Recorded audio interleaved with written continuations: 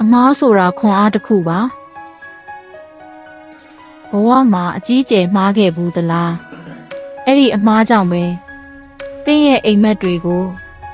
လက်လျှော့ဖို့စဉ်းစားနေပြီလားလူတော်များများဟာအမားတစ်ခုလုံးမိလိုက်တာနဲ့အဲ့ဒါကိုလမ်းဆုံးလို့ထင်တတ်ကြတယ်ငါကတော့မဖြစ်နိုင်တော့ပါဘူး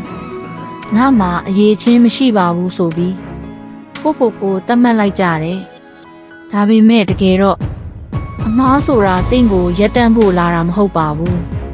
တင်သွားနေတဲ့လမ်းကြောင်းမှန်မမှန်စစ်ဆေးဖို့လာတဲ့လမ်းညွန်တစ်ခုပဲဖြစ်ပါတယ်လောကမှာအောင်မြင်ခဲ့တဲ့ဘသူကိုမဆိုသွားမေးကြည့်ပါ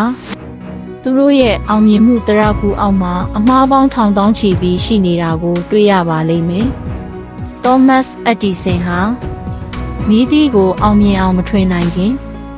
အကြိမ်ပေါင်း1000လောက်မှားခဲ့ဘူးတယ်လို့သူကပြောခဲ့တယ်ငါကြရှုံးခဲ့တာမဟုတ်ဘူး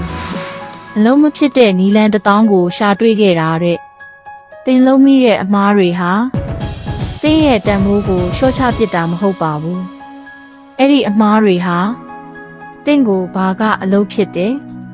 ဘာကအလုပ်မဖြစ်ဘူးဆိုတာကိုတင်ပြပေးနေတဲ့အခမဲ့ဆရာသမားတွေပါအမားမရှိတဲ့သူဆိုတာဘာမှမလုပ်တဲ့သူပဲရှိပါတယ်တင်မှားနေတယ်ဆိုတာတင်တစ်ခုခုကိုစူးစမ်းနေတယ်ဆိုတဲ့သက်သေပဲပေါ့ပြဿနာကအမားလုံးမိတာမဟုတ်ဘူးအမားထဲမှာတင်နစ်မွန်းနေတာကမှ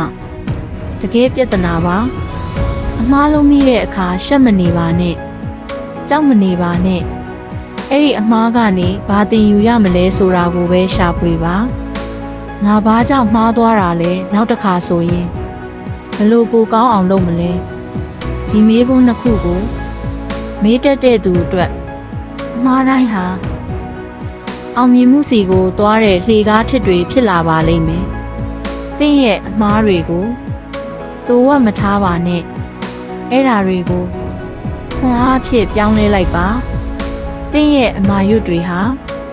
တင်ဘလောက်တောင်တန်မာခဲ့တယ်လဲဆိုတဲ့ဂုဏ်ယူစရာအမှတ်အသားတွေပဲဖြစ်ပါတယ်ဒါကြောင့်မှားမှာကိုမကြောက်ပါနဲ့ကြာရှုံးမှာကိုမကြောက်ပါနဲ့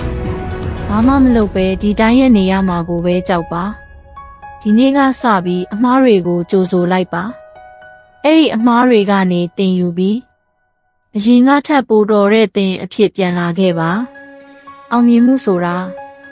အမားတွေကြားကနေလမ်းရှာတတ်တဲ့သူတွေအတွက်ပဲဖြစ်ပါတယ်